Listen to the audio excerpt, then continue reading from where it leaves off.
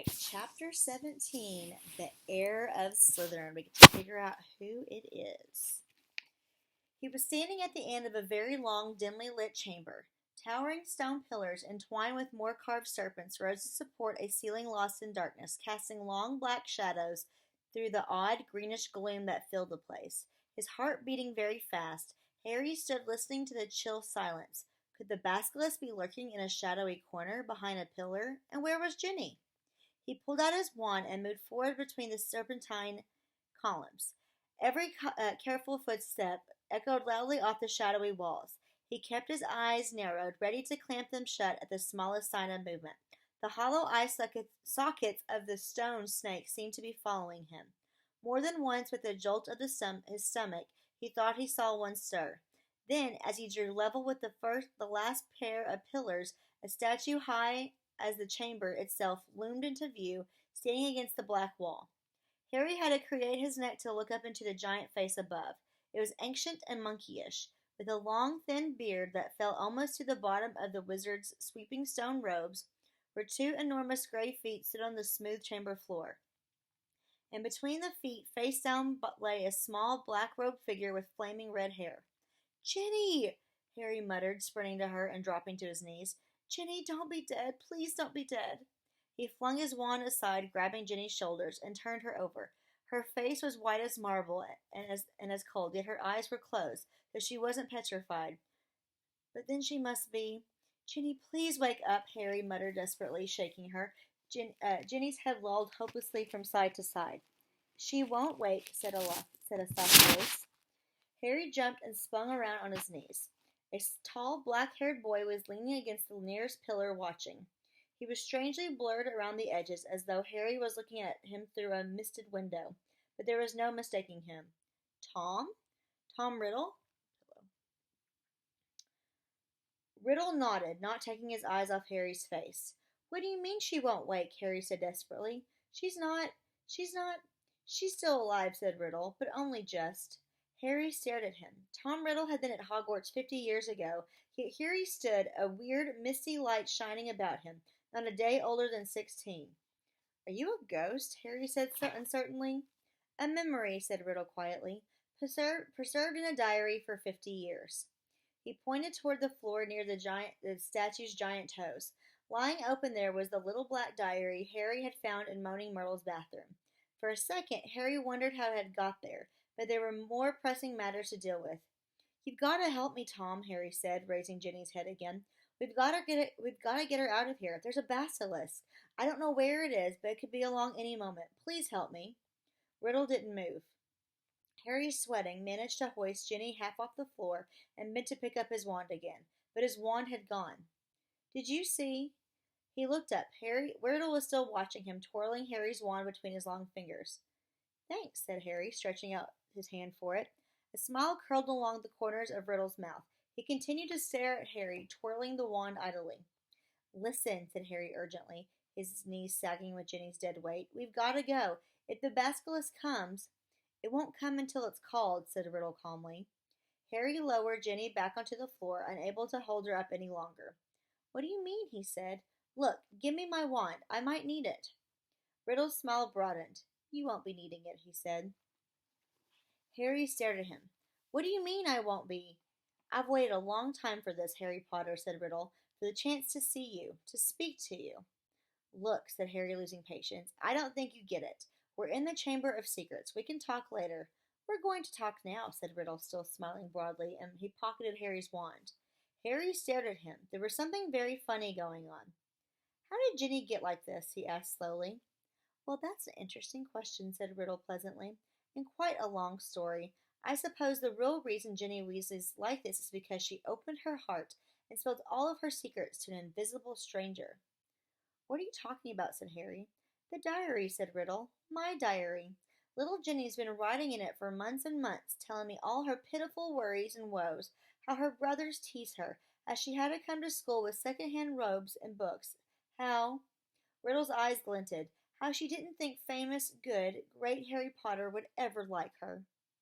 All the time he spoke, Riddle's eyes never left Harry's face. There was an almost hungry look in them. It's very boring, having to listen to the silly little troubles of an 11-year-old girl, he went on. But I was patient. I wrote back. I was sympathetic. I was kind. Jenny simply loved me. No one's ever understood me like you, Tom. I'm so glad I got this diary to confide in. It's like having a friend I can carry around in my pocket. Riddle laughed, a high, cold laugh that didn't suit him. It made the hair stand up on the back of Harry's neck. If I say it myself, Harry, I've always been able to charm the people I needed. So Jenny poured out her soul to me, and her soul happened to be exactly what I needed. I grew stronger and stronger on a diet of her deepest fears, her darkest secrets. I grew powerful, far more powerful than little Miss Weasley. Powerful enough to start feeding Miss Weasley a few of my secrets, to start pouring a little of my soul back into her. What do you mean? Said Harry, whose mouth had gone very dry. Haven't you guessed yet, Harry Potter? Said Riddle softly. Ginny Weasley opened the Chamber of Secrets. She strangled the school roosters and daubed threatening messages on the walls. She sent the serpent of Slytherin on 4 mudbloods and the Squib's cat. No, Harry whispered. Yes, said Riddle calmly. Of course, she didn't know what she was doing at first. It was very amusing. I wish you could have seen her diary entries. Far more interesting they became. Dear Tom, he recited, watching Harry's horrified face, I think I'm losing my memory. There are rooster feathers all over my robes, and I don't know how they got there. Dear Tom, I can't remember what I did on the night of Halloween, but a cat was attacked, and I've got paint all down my front. Dear Tom, Percy keeps telling me I'm pale and not myself. I think he suspects me. There was another attack today, and I don't know where I was. Tom, what am I going to do? I think I'm going mad. I think I'm the one attacking everyone, Tom. Harry's fists were clenched, the nails digging deep into his palms. It took a very long time for stupid little Jenny to stop trusting her diary, said Riddle, but she finally became suspicious and tried to dispose of it. And that's where you came in, Harry. You found it. I couldn't have been more delighted. Of all the people who would have picked it up, it was you, the very person I was most anxious to meet. And why would you want to meet me? Said Harry. Anger was coursing through him, and it was an effort to keep his voice steady. Well, you see, Ginny told me all about you, Harry, said Riddle. Your whole fascinating history. His eyes roved over the lightning scar on Harry's forehead, and their expression grew hungrier. I knew I must find out more about you, talk to you, meet you if I could. So I decided to show you my famous capture of that great oaf, Hagrid, to gain your trust. Hagrid's my friend, said Harry, his voice now shaking. And you framed him, didn't you? I thought you made a mistake, but... Riddle laughed his high laugh again. It was my word against Hagrid's, Harry. Well, you can imagine how it looked to old Orlando Dippet. On the one hand, Tom Riddle, poor but brilliant, parentless but so brave, school prefect, model student. On the other hand, big, blundering Hagrid, in trouble every other week, trying to raise werewolf cubs under his bed, sneaking off to the Forbidden Forest to wrestle trolls. But I admit, even I was surprised how well the plan worked. I thought someone must realize that Hagrid couldn't possibly be the heir of Slytherin. It had taken me 5 whole years to find out everything I could about the Chamber of Secrets and discover the secret entrance, as though Hagrid had the brains or the power. Only the Transfiguration teacher, Dumbledore, seemed to think Hagrid was innocent. He persuaded Dippet to keep Hagrid and train him as a gamekeeper. Yes, I think Dumbledore might have guessed. Dumbledore never seemed to like me as much as the other teachers did. I bet Dumbledore saw right through you, said Harry, his teeth gritted. Well, he certainly kept an annoyingly close watch on me after Hagrid was expelled, said Riddle carelessly.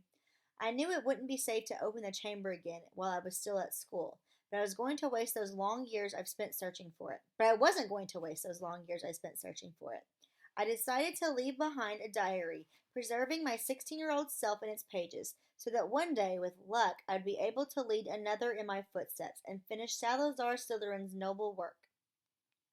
Well, you haven't finished it, said Harry triumphantly. No one's died this time, not even the cat. In a few hours, the Mandrake drought will be ready, and everyone who is petrified will be all right again. Haven't I told you, said Riddle quietly, that killing mudbloods doesn't matter to me anymore? For months now, my new target has been you. Harry stared at him. Imagine how angry I was when the next time my diary was opened, it was Ginny who was writing to me, not you. She saw you with the diary, you see, and panicked. What if you found out how to work it, and I repeated all her secrets to you? What if even worse, I told you you've been strangling What if even worse, I told you who'd been strangling roosters? So the foolish little brat waited until the dormitory was deserted and stole it back. But I know what I must do. It was clear to me that you were on the trail of Slytherin's heir. For everything Jenny had told me about you, I knew you would go to any lengths to solve the mystery, particularly if one of your best friends was attacked. And Jenny had told me the whole school was buzzing because you could speak Parseltongue. So I made Jenny write her own farewell on the wall and came down here to wait. She struggled and cried and became very boring. But there isn't much life left in her. She put too much into the diary, into me. Enough to let me leave its pages at last. I have been waiting for you to appear since we arrived here. I knew you'd come. I have many questions for you, Harry Potter. Like what? Harry spat, fist still clenched. Well, said Riddle, smiling pleasantly, how is it that you, a skinny boy with no extraordinary magical talent, managed to defeat the greatest wizard of all time? How did you escape with nothing but a scar while Lord Voldemort's powers were destroyed? There was an odd red gleam in his hungry eyes now.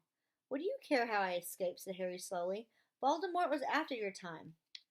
Voldemort, said Riddle softly, is my past, present, and future, Harry Potter. He pulled Harry's wand from his pocket and began to trace it through the air, writing three shimmering words, Tom Morvolo Riddle. Then he waved the wand once, and the letters of his name arranged themselves. I am Lord Voldemort. You see, he whispered, it was a name I was already using at Hogwarts, to the most intimate friends, only, of course. You think I was going to use my filthy muggle's father's name forever? I, in whose veins runs the blood of Salazar Slytherin himself, through my mother's side, I keep the name of a foul, common muggle who abandoned me even before I was born just because he found out his wife was a witch?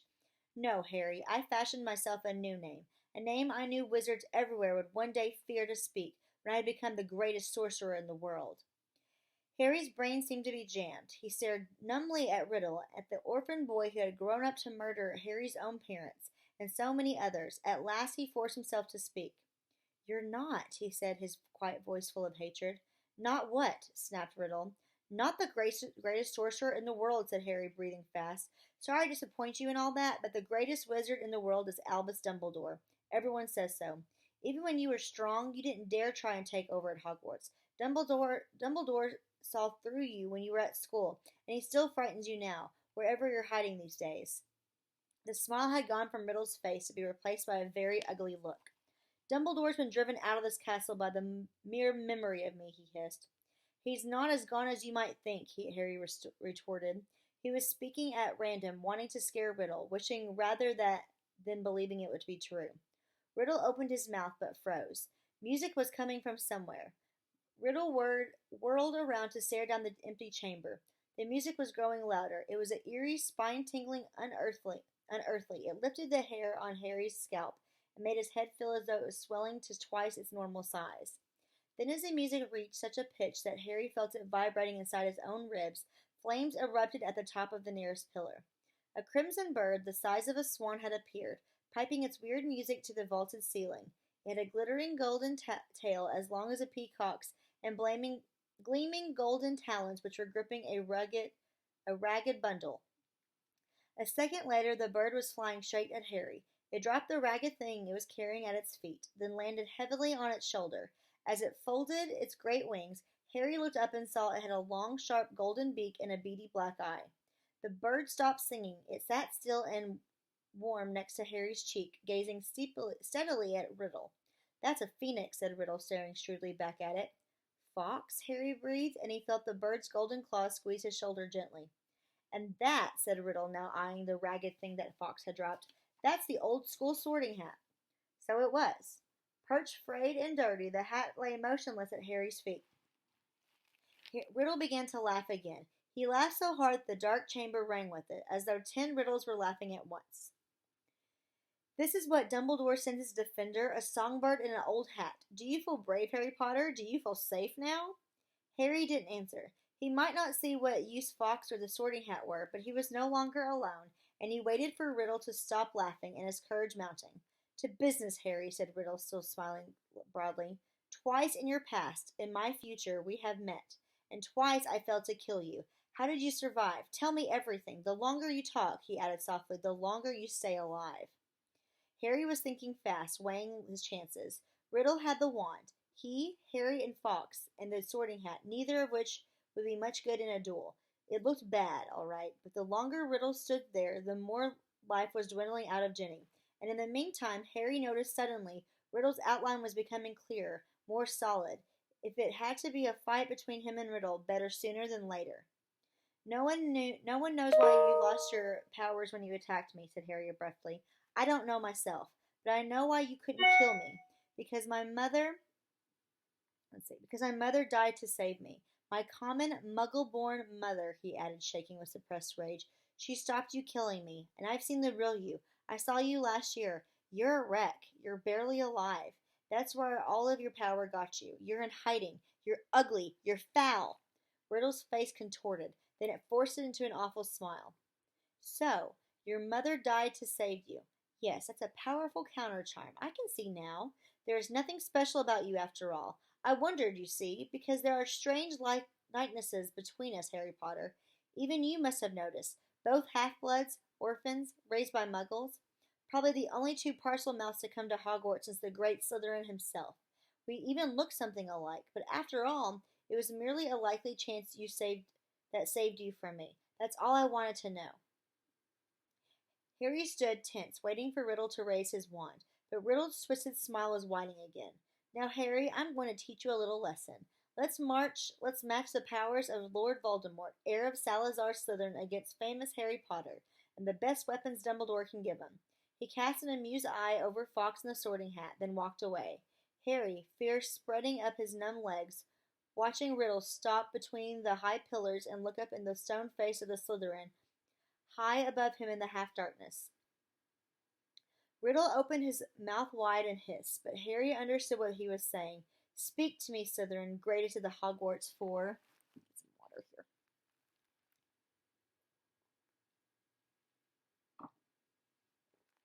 here. Harry wheeled around to look up at the statue, Fox swaying on his shoulder. Slytherin's gigantic face was moving. Horror-struck, Harry saw his mouth open wider and wider to make a huge black hole. And something was stirring inside the statue's mouth. Something was slithering up from its depths. Harry backed away until he hit the dark chamber wall, and as he shut his eyes tight, he felt Fox's wings sweep his cheek as he took flight. Harry wanted to shout, "Don't leave me!" But what chance did a phoenix have against the king of serpents? Something huge hit the stone wall of the chamber. Harry felt it shudder. He knew what was happening. He could sense it, could almost see the giant serpent uncoiling itself from Slytherin's mouth. Then he heard Riddle's hissing voice. Kill him. The basilisk was moving toward Harry. He could hear its heavy body slithering heavily across the dusty floor. Eyes still tightly shut, Harry began to run blindly sideways, his hands outstretched, filling his way. Voldemort was laughing. Harry tipped. He fell hard into the stone and tasted blood. The serpent was barely feet from him. He could hear it coming. There was a loud, explosive spitting sound right above him. Then something heavy hit Harry so hard that he was smashed into the wall. Waiting for fangs to seek through his body, he heard more mad hissing, something thrashing wildly off the pillars. He couldn't help it. He opened his eyes wide enough to squint at what was going on. The enormous serpent, bright poisonous green, thick as an oak tree trunk, had raised itself high in the air, and its great blunt head was weaving drunkenly between the pillars. As Harry trembled, ready to close his eyes as it turned, he saw what had distracted the snake. Fox was soaring around its head, and the basilisk was snapping furiously at him with fangs long and thin as sabers. Fox dived. His long golden beak sank out of sight, and a sudden shower of dark blood splattered the floor. The snake's tail thrashed, narrowly missing Harry, and before Harry could shut his eyes, it turned. Harry looked straight into its face and saw that its eyes, both its great, bulbous yellow eyes, had been punctured by the phoenix. Blood was streaming to the floor, and the snake was spitting in agony. "No!" Harry heard Riddle screaming. "Leave the bird! Leave the bird! The boy is behind you! You can still smell him! Kill him!" The blinded serpent swayed, confused, still deadly. Fox was circling its head, piping its eerie song, jabbing here and there at its scaly nose as the blood poured from its ruined eyes. Help me, Harry muttered wildly. "Someone, anyone!" The snake's tail whipped across the floor again. Harry ducked. Something soft hit his face. The basilisk had swept the sorting hat into Harry's arms. Harry seized it. It was all he had left, his only chance. He and rammed it onto his head, and threw himself flat on the floor as the basilisk's tail swung over him. Help me, Harry thought, his eyes screwed tight under the hat. Please help me. There was no answering voice. Instead, the head contracted as though an invisible hand was squeezing it very tightly. Something very hard and heavy thudded on the top of Harry's head, almost knocking him out. Stars winking in front of his eyes, he grabbed the top of the hat to pull it off and felt something long and hard beneath it. A gleaming silver sword had appeared inside the hat, its handle glittering with rubies the size of eggs. Kill the boy, leave the bird. The boy is behind you. Sniff him, smell him.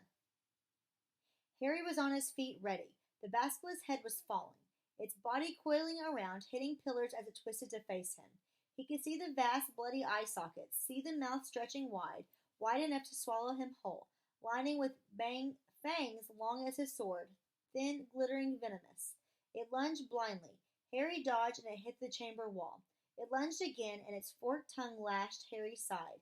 He raised the sword in both his hands. The basilisk lunged again, and this time its aim was true.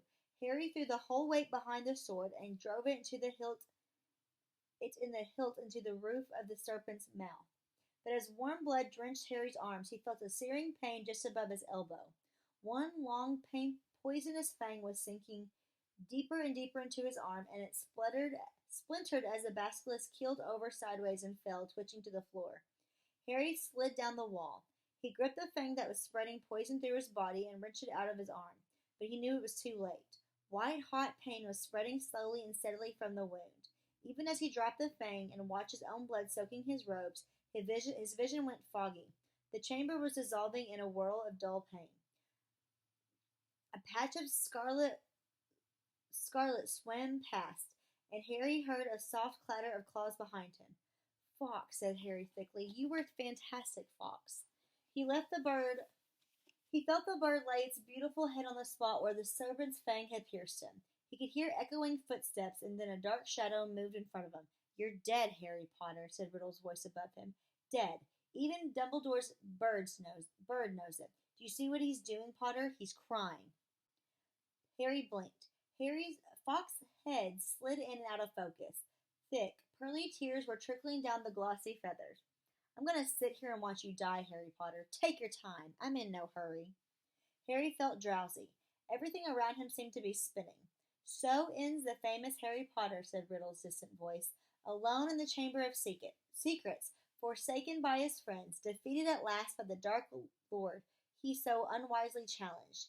You'll be back with your dear mudblood mother soon, Harry. She bought you 10 years of borrowed time, but Lord Voldemort got you in the end, as you knew he must. If this is dying, thought Harry, it's not so bad. Even the pain was leaving.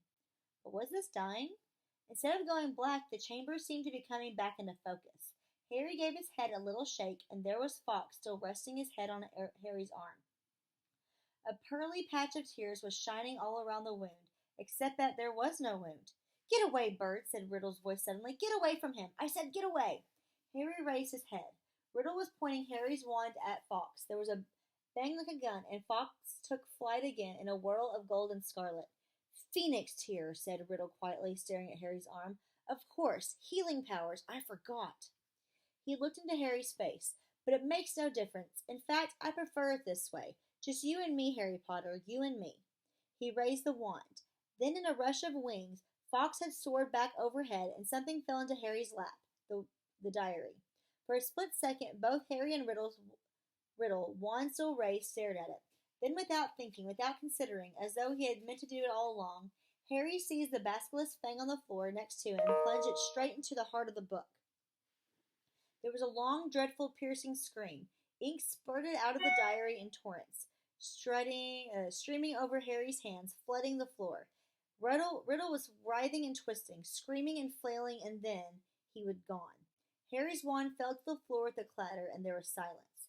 Silence except for the steady drip of ink still oozing from the diary. The basilisk venom had burned a sizzling hole right through it. Shaking all over, Harry pulled himself up. His head was spinning as though he'd just traveled miles by flue powder.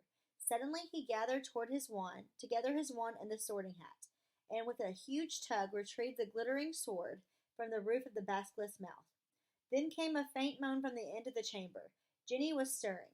As Harry hurried toward her, she sat up.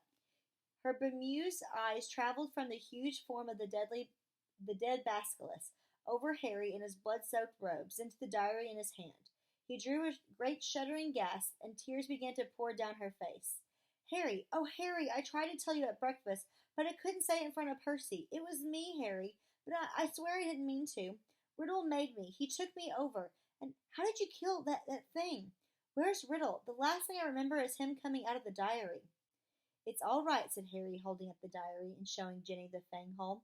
Riddle's finished. Look, him and the basilisk. Come on, Ginny, let's get out of here. I'm going to be expelled, Ginny wept as Harry helped her awkwardly to her feet. I've looked forward to coming to Hogwarts ever since Bill came, and now I've had to leave. I'll have to leave, and what'll Mom and Dad say? Fox is waiting for them, hovering in the chamber entrance. Harry urged Ginny upward. They stepped over the motionless coils of the dead basilisk through the echoing gloom and back into the tunnel. Harry heard the stone doors close behind them with a soft hiss. After a few minutes' progress up the dark tunnel, a distant sound of slowly shifting rock reached Harry's ears. Ron, Harry yelled, speeding up. Ginny's okay. I've got her. He heard Ron give a strangled cheer, and they turned the next bend to see his eager face staring through the sizable gap he had managed to make in the rock fall. Ginny! Ron thrust an arm through the gap in the rock to pull her through first. You're alive! I don't believe it! What happened? How? What? Where did that bird come from? Fox had swooped through the gap after Ginny. He's Dumbledore, said Harry, squeezing through himself. How come you've got a sword, said Ron, gaping at the glittery weapon in Harry's hand. I'll explain when we get out of here, said Harry with a sideways glance at Harry, who was crying harder than ever. But later, Harry said shortly. He didn't think it was a good idea to tell Ron, who had been opening the chamber, not in front of Ginny anyway. Where's Lockhart? Back there, said Ron, still looking puzzled, but jerking his head up the tunnel toward the pipe. He's in a bad way. Come and see. Led by Fox, those wide scarlet wings emitted a soft golden glow in the darkness. They walked all the way back to the mouth of the pipe.